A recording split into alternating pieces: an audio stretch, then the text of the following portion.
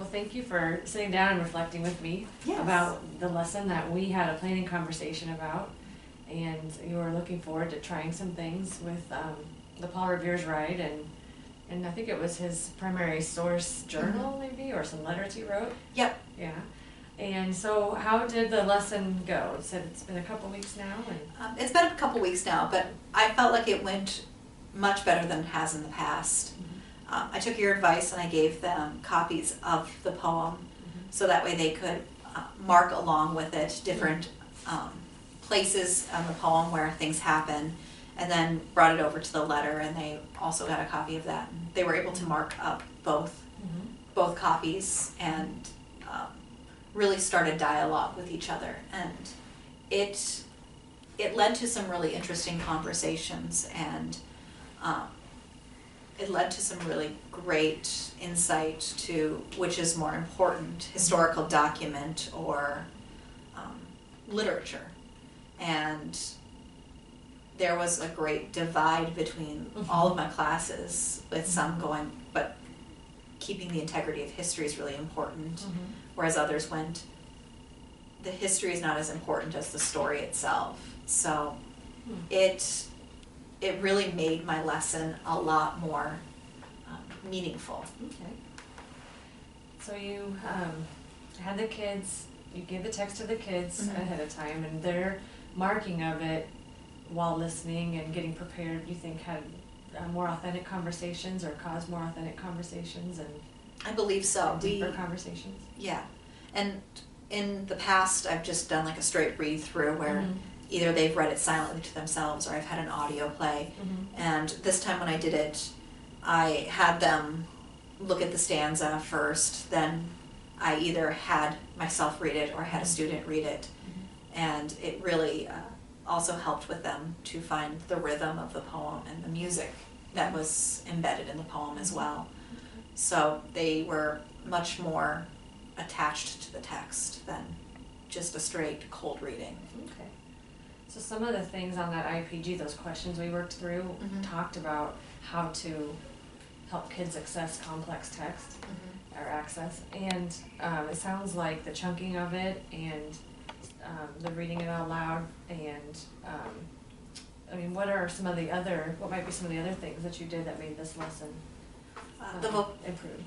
I think the vocabulary was also really difficult. So for a lot of those different scenes and scene changes, I found pictures of like a British man of war ship, and I put it up under my doc cam, so that way they could see what it looked like, and then we stopped and we talked about how could that be impressive for somebody to see over the bay, and we took time to really dissect a lot of those higher word vocabulary things.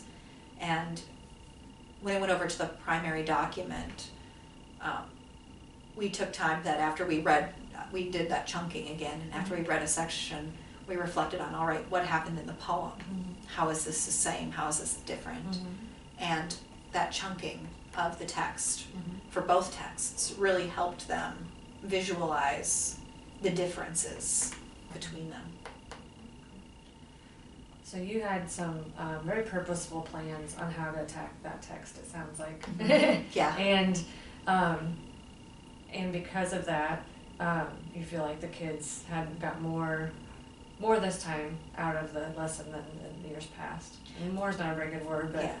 I felt like they were, they worked with the text more. They were engaged in it more. And when I posed the question to them, which is more important, the historical or the literature piece of it, I posed that at the very beginning, and some of the students actually changed their mind because they found that the poem was just much more engaging to listen to. They wanted to continue hearing the story, where Paul Revere's actual story is kind of dry and bland.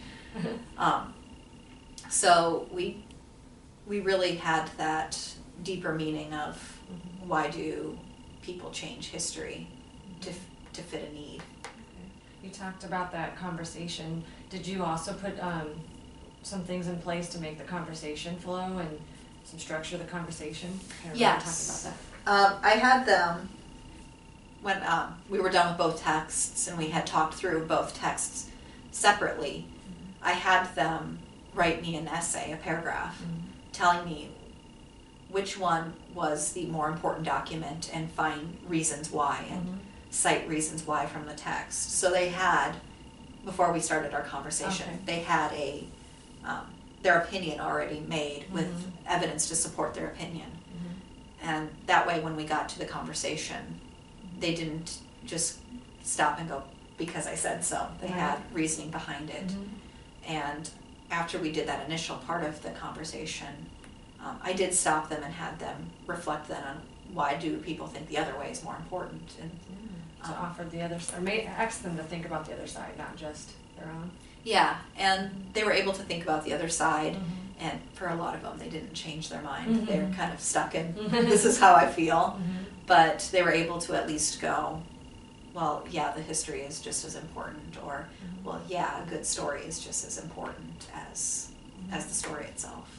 So, I guess, was there anything about the lesson that you would want to change when you do it in the future based on the way that it went this time? The only other thing that I could think of is trying to find a visual representation, like after we've read it, after we've talked about it, to see if I can find some sort of video of somebody making a dramatic retelling of it. Just because I went to a language conference and they said how important it was to visually see all those different things as well. So that's my only thing that I would really like to implement is just some further visual things that we can have. So adding a visual component to make the language come alive and make it real, and then it sounded, like I said before, it sounds like you had some very specific plans of the things that you wanted them to investigate because you knew it was going to help their understanding and help them in their conversation and dig deeper. So what learnings do you take away from this lesson then when you look forward? I think the biggest thing is really sitting back and looking at those questions and thinking about what is the best practice for students to learn, not just the skills that I want them to learn, but how to best get them to that end goal. So I found that the questions that we said we asked together and we brainstormed together really helped me visualize each different component for my lesson. So that way I could have a very strict lesson in place of first I'm doing this, then I'm going to do this, then I'm going to do this. Just to keep the flow going and to keep moving from one activity to the next. Yeah. So the IPG helped you decide and determine your teacher moves. Yeah. That lesson. Yeah, and it really helped me think about other learning styles other than just my own personal one, which is generally what I kind of fall into when I am teaching, is how best I learn. So I automatically assume that's the best way everybody learns. And doing this made me stop and go, okay, no, I need to add these other things in there. I need to have these other components to help other people. Sounds like the IPG really helped you flesh out some areas of the lesson that you hadn't had a chance to think about before. And then you were pleased with how it turned out. I was very pleased. Oh, good. I was very pleased. Very good. So what do you want to do moving forward as far as how might you apply this learning that you received from doing the IPG, and then you talked about how making those very specific teacher moves, planning that out. How do you foresee that happening in the future in your lessons?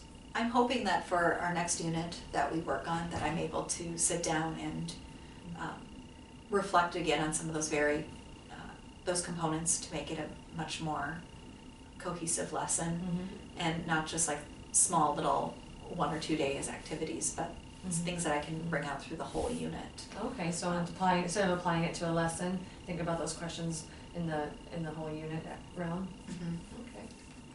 Especially with units that I'm going to be tackling that have really hard concepts to them, historical and all those different things, to just really make it meaningful to students, Mhm. so that way they can not just get the skills that I want out, but Mhm. become engaged learners and Mhm. want to seek out that information for themselves as well.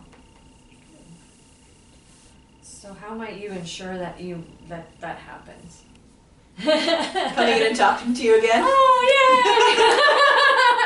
yay! Really, I think that was really helpful to just sit down and have somebody else that's not part of my content area Mm. go, but why?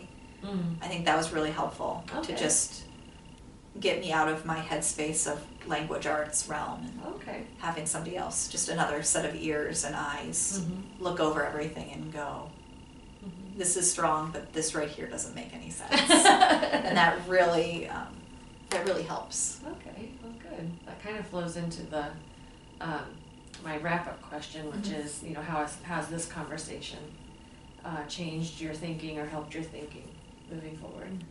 It's really changed my thinking, so that way I'm really just going deeper into the lesson, so it's not just a how am I going to get through the day, but it's a how am I going to make this stick and make it lasting, because I don't want them to just get through the unit, have that end test, and then move on to something else. I want those skills to stick with them, And you want it to be meaningful. and I want it to be meaningful.